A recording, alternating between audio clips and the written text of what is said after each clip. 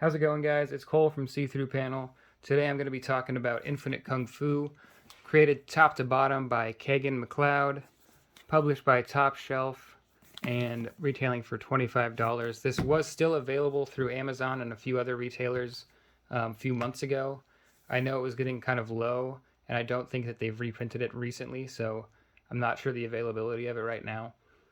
This is a Kung Fu, very Kung Fu genre inspired story. I am not an expert in that genre. I've seen a few Shaw Brothers films and some of the more popular classic Kung Fu stuff, but by no means am I an expert in the genre, and this book I think would reward that a lot. So I didn't pick up on every little detail in this book, but I still nonetheless really enjoyed it. It's a very fun read. Just a very fantasy Kung Fu romp. It's very big too, 500 pages. So, and you blow right through it. I think I read it in 2 to 3 days. So not going to take you long, but the artwork's definitely, you can linger on it for a long time and get new things out of it. Brief description of the plot while I just idly flip through this. It's set in the martial world, which is kind of a post-apocalyptic setting where zombies essentially outnumber living people, and the 8 immortals, who are humans that have transcended their mortal coil and exist in multiple planes and have very fantastic demigod-like kung fu skills. This is kind of a guide page that I found myself flipping back to a lot. Has a brief description of every immortal, who are actual mythological figures, and then their students, who are created for the story originally.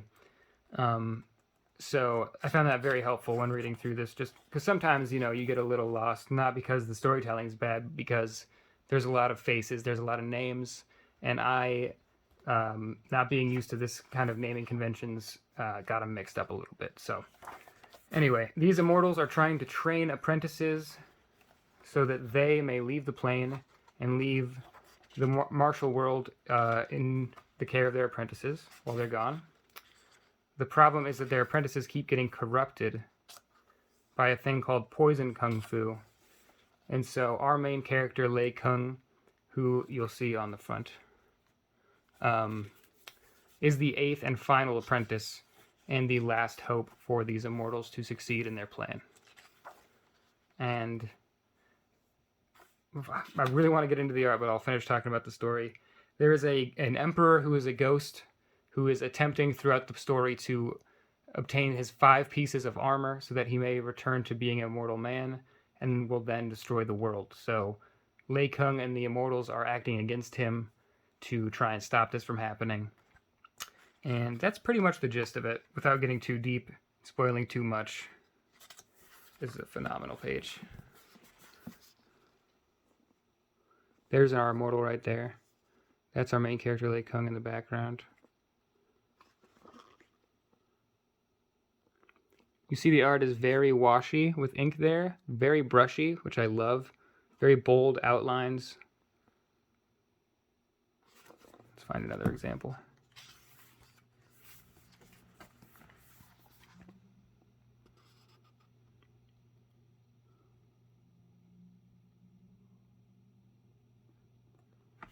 So, Kagan McLeod has a really unique style that I really enjoy.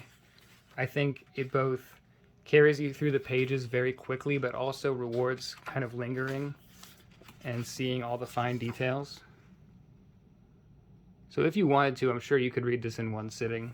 It really wouldn't be difficult, although it might look like there's a good amount of words on the page. The dialogue is very breezy and you get through it quickly. The concepts are pretty simple.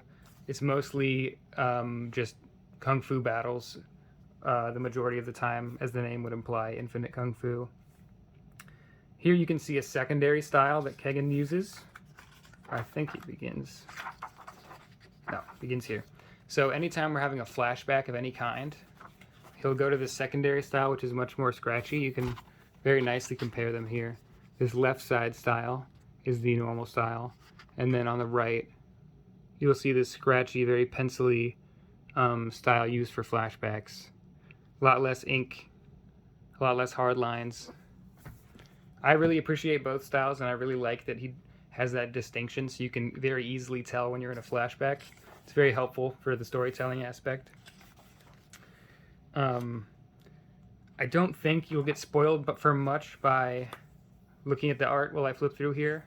But if you're worried about getting spoiled for this, I would probably skip this for now till you're done.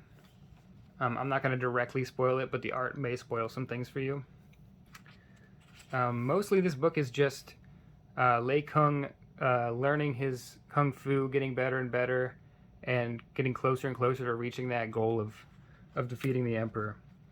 And one of my favorite characters is here. His name is Moog Jugular. He too was an apprentice of an immortal. He is one of the few apprentices to not get corrupted by poison kung fu, so he remains a protagonist, where almost all of the other apprentices are now antagonists that are working for the Emperor. So the story essentially goes Lei Kung going through each of the 5 sergeants of the Emperor, who are the apprentices. So he's beating each of the 5 apprentices until eventually he fights the Emperor himself.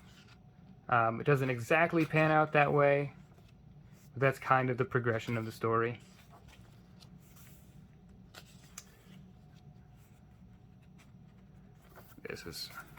I really like when Kagan McLeod gets really nitty-gritty with the kung fu abilities.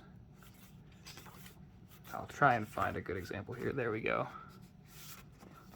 This is our main character learning styles by watching animals fight, which is awesome to me. There's a lot of stuff in here that's equally funny and equally serious at the same time. A lot of it's very like over-the-top, fantastical concepts that you kind of just accept because of the way the story is told in a very over-the-top, dramatic way. Being able to 1-inch punch through a brick wall, being able to fight all of these animals at the same time and win. The immortals can basically explode a human by like touching them or without even touching them. So it's definitely got a very fantasy aspect to it. There's like necromancy. Some people can punch you and then your body will explode into a bunch of centipedes. There's the Emperor here. The only way to denote that he's really a ghost is that he has these empty eyes.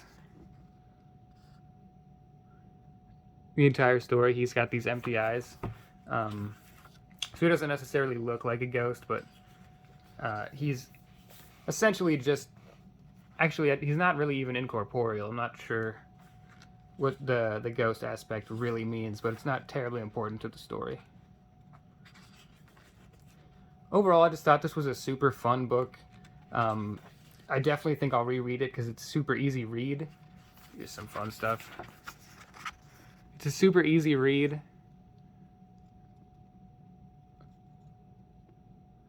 But it's very, very entertaining. I was hooked the entire time. I still think about it a lot. I finished this probably 4 or 5 days ago, and I've been flipping through it every day, just looking at some of the pages. One of my favorites here. I don't see this book get talked about a lot. I can't recall exactly when it was published. So this is a second printing in 2013. So, oh, it looks like, yeah, 2011 was when it was first published. So, I hope they keep it in print. I'm not entirely sure, but you don't really see stuff like this all the time now from the comics industry. It's definitely a labor of love, you can tell. And it really shines through. You can tell he's really enjoying every single page he's doing here. And he gets better and better as the story goes on. His style evolves, it gets a little bit more refined. Storytelling as well. Really impressive storytelling from a writing perspective. It kind of flips back and forth. We've got a nice prologue at the beginning that will come back into play later. Little break episodes in between, flashing to other characters. And from what I know, this is his first work in comics, so very impressive storytelling from both the art and writing perspective. classic kung fu names for moves: Scorpion Sting, Rat Attack, Mantis Fist. Yeah, so it's a ton of fun. I would really recommend it to anyone, even if you're not a huge fan of the kung fu genre. I wouldn't say that I am either, but I've certainly enjoyed things from that genre and movies and shows and things, but I'm not a diehard martial arts fan or anything. A lot of references in here probably went straight over my head, but regardless, I thought it was really, really fun. There's robots, zombies. There is a... I can't even explain it. I'll have to show it to you. I will find it really fast. There is a tank that is a Buddha's head, and that is amazing. Just tank just chopping up zombies with it's got robots on its arms. So just utterly ridiculous. There's a Shaolin monk piloting it. I'm getting close to the end of the book here, so I'll probably refrain from showing you anything there. But yeah, I thought this was a blast. I know Kagan McLeod has not since done anything in comics. I don't think he plans to, unfortunately.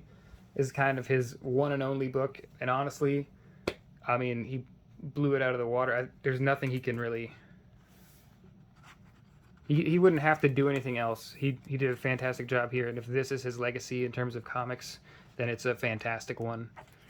No one really that I can think of does something of this scale, this quality on their first entry into comics, let alone their only entry into comics. So very impressive stuff.